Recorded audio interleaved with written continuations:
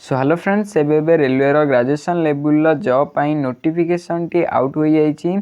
तो ये देखिपे date of indicative notice in employment news रे 4 अक्टोबर 2025 रे आपनकर ये शॉर्ट नोटिस आसीथिला कि railway graduation level job vacancy आसीबो बोली।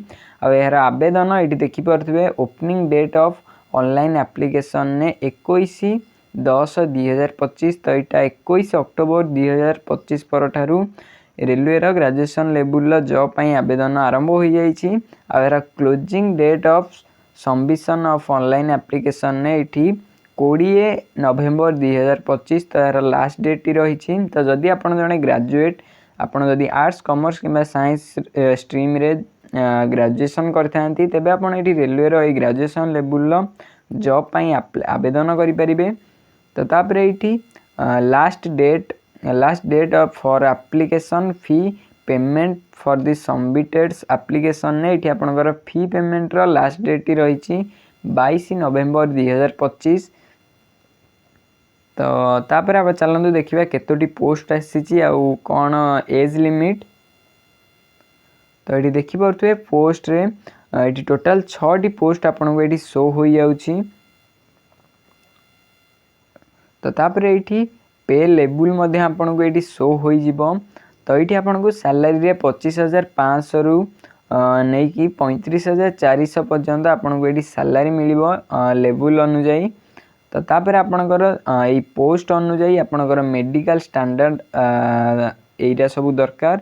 तो तापर एज रे आपणकर एज जदि 18 रु 33 वर्ष होता है देखिपे समस्त पोस्ट पाई जदि आपणकर एज 18 रु 33 होता है तेबे आपण ये ग्रेजुएशन लेवल जॉब पाई आवेदन करें। और टोटाल पोस्ट रे देखिपे 5,810टी पोस्ट आपणकर ये रेलवे ग्रेजुएशन लेवल जॉब पाई आसी अछि। तो ये चलते जाना गोटी गोटी करी जाना कि क्यों पोस्ट रे आपको केते टका सैलरी मिलिबो आ कौन मेडिकल स्टैंडर्ड दरकार आ एज कौन दरकार आ टोटाल केतोटी वैकेंसी आसी। तो फास्ट आपन ये देखिपे chief commercial cum ticket supervisor रे आपनकर पे लेवल रोची 6 आ यार सैलरी आपको रोची 35,400। आपनकर ये आपन जदि यही पोस्ट पाई आवेदन करथांती तेबे आपनको ये मेडिकल स्टैंडर्ड रे B2 मेडिकल स्टैंडर्ड आपनकर ये दरकार। आ जदि एज कथा कहि तो एज आपनकर ये 18 रु 33 वर्ष दरकार। तो आपन जदि SC ST किंबा OBC होइथांती तेबे आपनको एज रिलैक्सेशन अच्छी। तो ये chief commercial cum ticket supervisor total 161टी पोस्ट आपनकर ये आसी। तो तापर सेकेंड रे स्टेशन मास्टर रे एटा मध्ये आपनकर पे लेवल सैलरी 6 रोची। ये आपनकर सेम सैलरी 35,400 टंका आपको ये सैलरी मिलिबो।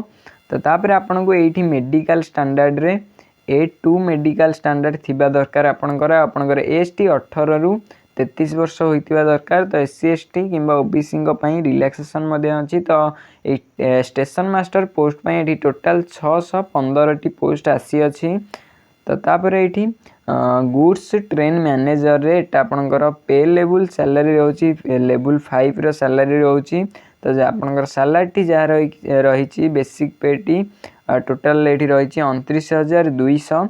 आपनकर मेडिकल स्टैंडर्ड आप गुड्स ट्रेन मैनेजर पई आवेदन करूँ तेबे आपको ये A2 थिबा दरकार। आ एज लिमिट 18 रु 33 वर्ष भितर होइतिबा दरकार। आ गुड्स ट्रेन मैनेजर पई एठी आपनकर 3416टी पोस्ट आपनकर एठी आसी अछि। तो तापर एठी फोर्थ रे junior account assistant cum typist रे आपनकर एटा लेवल पे लेवल आपनकर 5 रोची आ एरा सैलरी रही 29,200। तो तापर एठी आपनकर मेडिकल स्टैंडर्ड C2 होइतिबा दरकार। आपनकर एज एठी 18 रु 33 वर्ष होइतिबा दरकार। आ ये total vacancy junior accounts assistant cum typist पाई 921टी पोस्ट ये आसी अछि। तो तापर ये सीनियर क्लर्क कम टाइपिस्ट रे आपनकर एटा पे लेवल 5 रोची। ये आपनकर सैलरी रोची 29,200।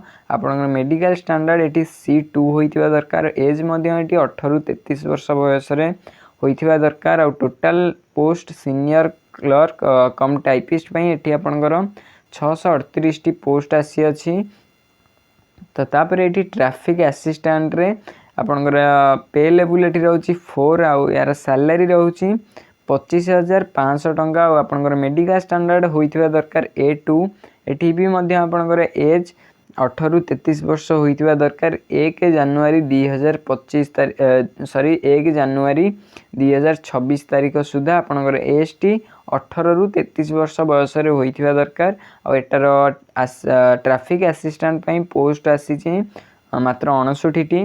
तो ये जदि आपण ओवरऑली देखिए तो हाईएस्ट पोस्ट आसी गुड्स ट्रेन मैनेजर 3416टी पोस्ट। आ सैलरी भल अच्छी 29,200। तो आपड़ यहाँ देखिए भावतुनि कि 29,200 टंका मिल। तो आग को जिते आप चाकरी करेंगे तो अदर अलाउंसेस मिसिकी आपन को सैलरी 40 ରୁ 50,000 टंका भितर आपको ये सैलरी मिल। आ जल्दी कहवा सबुठार कम पोस्ट कौन आई तो ट्रैफिक असिस्टेंट ये टोटाल कम वैकेंसी आसी मात्र 59टी।